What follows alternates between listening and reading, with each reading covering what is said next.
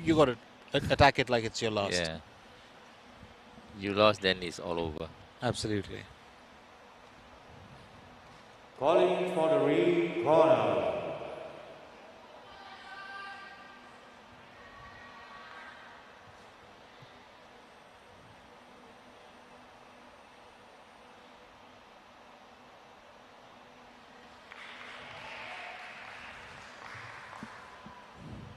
You know, the beauty of actually going through the Lanka, or the, you know, your movements is, I just realized, is it's in the presentation. It's really quite authentic to have, you know, a competitor present himself in a way. It's like Yeah. he's actually introducing himself. Yeah. You know, and it's very polite. It has a great degree of, I think, respect for not only the co-competitors but the audience as well. But I sometimes, I feel disappointed, if I have noticed, a few of the pesilat, they take it lightly, like you know, like You mean couldn't, they're a bit yeah, lackadaisical? just couldn't be bothered, just go through the motion. No, it's your pride, it's where you belong. So you must be proud of where you belong. You perform it smartly, elegantly. You are right about Yeah. that. I've noticed that, because some are very, very flamboyant in the way they do it, and some tend to be very, you know, easy. Anything goes. Yeah, yeah, I've got to yeah. get on with it, kind of. Yeah, Yeah. I know what you mean, Roz, and but it is really the ones who are flamboyant who come in and give that, you know, finesse.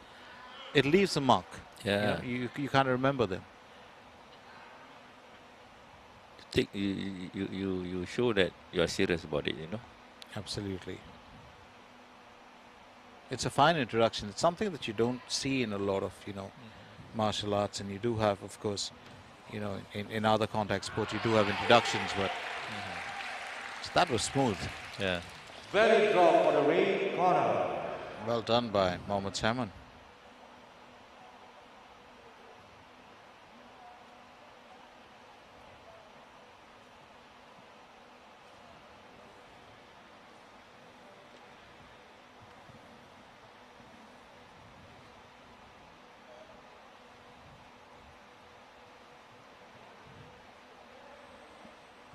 Well, the referee's just got to keep his eye on them, but there was quick movement. BUI VAN THONG, well, signaling that he had, almost thought he had signaled that he had contact with the face, but he hasn't. And isn't that effective? Yeah. Belly drop for the blue corner. There's a good scissors.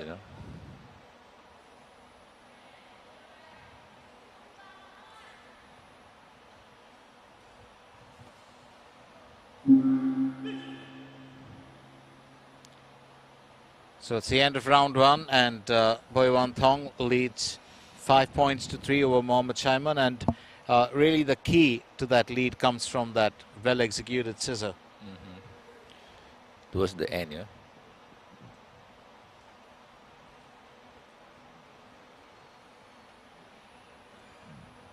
How difficult is it for the heavier weight categories to execute the scissors? Oh, I have seen big guys like these two coaches doing scissors. It's all about your nimbleness, and your timing. Some of them, big, but they are nimble. They They're can nimble, they they're can fast. they can go straight to your waist.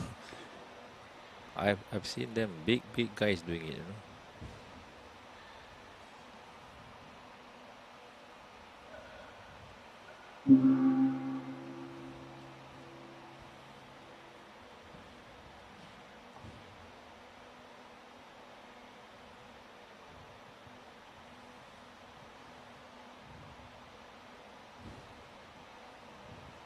We're into round two.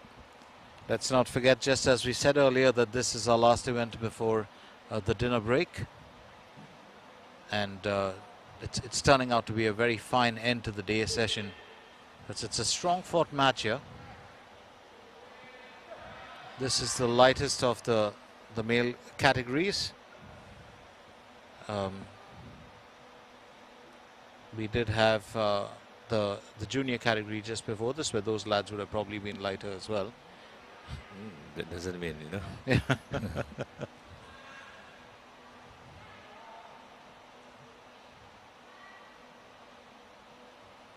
These lads seem to be decently matched, which is why that points tally will tell you a story.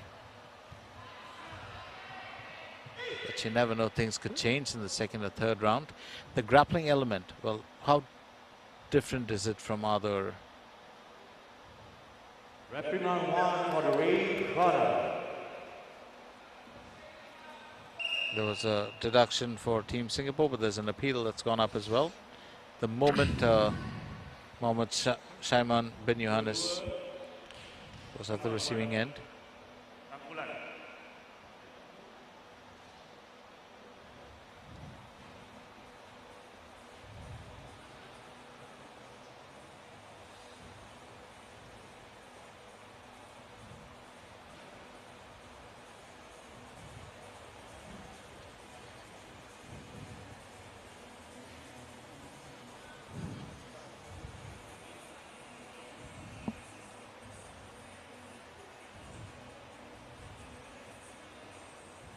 So we do have a stop on the clock, and that only happens when we have a review. Let's very quickly send out a few, bits of gratitude to Sports SG, Sports Hub, Sports Science Singapore. And not to forget, thankful for the use of the OCBC Arena, which is Raj, not just home to the event taking place, the contest, but also the Pencak Silat or the Singapore Silat Federation facility, which I did get a view of, which is the floor one level down from here.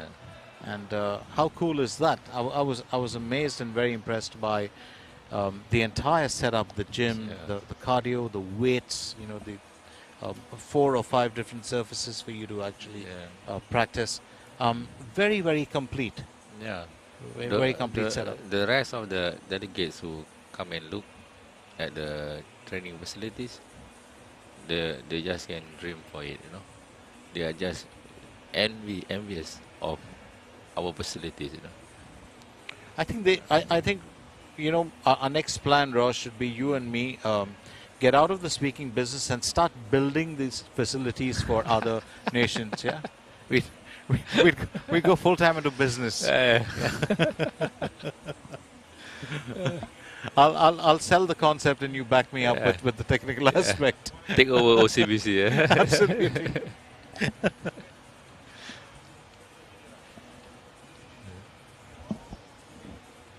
But I actually love this place. I do remember, you know, the Singapore Sports Hub, there was so much of hype around it. And then we had a couple of issues with the surface for the National Stadium because it was being used for concerts and sports and, you know, back and forth.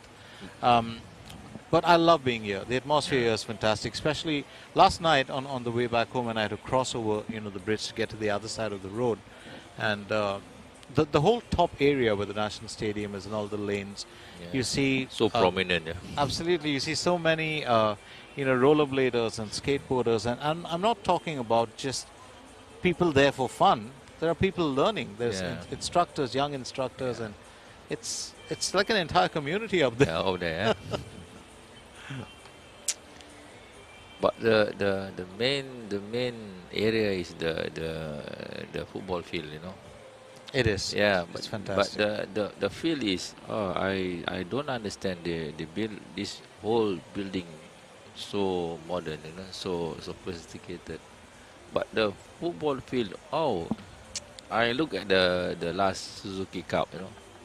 The field is awful, you know. It is. Yeah. I can't deny that. I'm a big fan of everything here. If you compare the field with the rest, we look at EPL games, you know. Come rain and shine, the field is superb, you know. And they have games week in, week out. Absolutely right about that. You know, we spend tons of money on the building. The field. I think the intent was always to create something special, but it's just probably the first bunch of people who took it on that really, did not do justice to its construction. But you're right about that. You cannot build a house without the foundation being the main part. Because and I agree with you. this whole stadium, the core is the football field, It is, it is. And, well, that takes, I think it could have been done. It would just take a long period of time for it to be done, and they could not wait for that long. So that's another drop here, and a very strong one. BUI VAN THONG is now beginning to stretch his wings a little bit, or rather flap them. Oh, beautiful. Oh, that is fantastic, isn't it? Absolutely marvelous. You just love it when that happens. Yeah.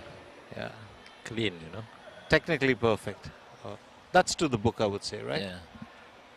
So, 13 points. He leads MUH SAIMAN. Oh. Also a direct hit. Very impressive. The young Vietnamese Silat.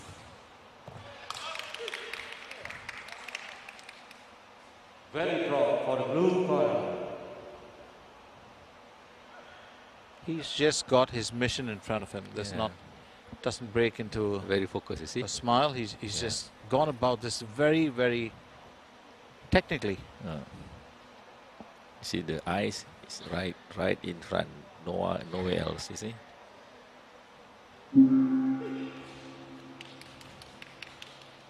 So 18 points, that's a healthy lead as he tops it off, 14 ahead of MUH SAIMAN. We're into round 3, and this is going to be interesting to see whether, MUH SAIMAN can really come from behind to pull off a win here, or will it be the Vietnamese Silat to cap it off here with another victory. It's been a good day for them. It's been a good harvest for them, I think. They've had a few good victories. They've had a good showing today.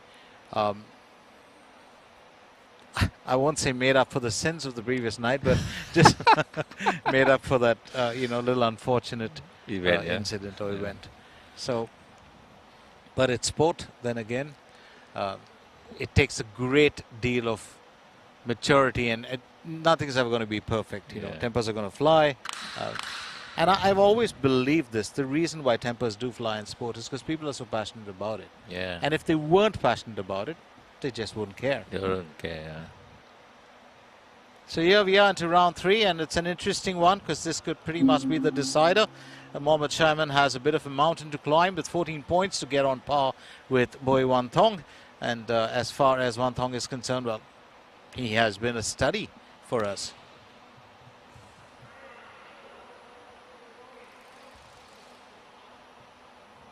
Tough to knock off his feet as well. Yeah. You see, when his feet get caught, he push one more time. The second kick,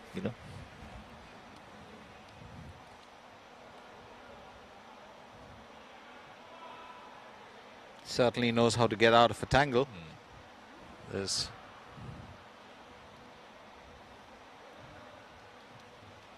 at this. Well, just about 73 seconds left. VAN THONG leads 20 to MUH SAIMAN 6. Time is of the essence, and it's certainly Team Vietnam in the driver's seat for this last encounter of the day session.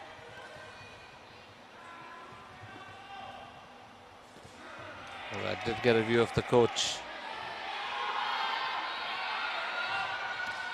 The coach actually instructing MUH SAIMAN from the side to come forward.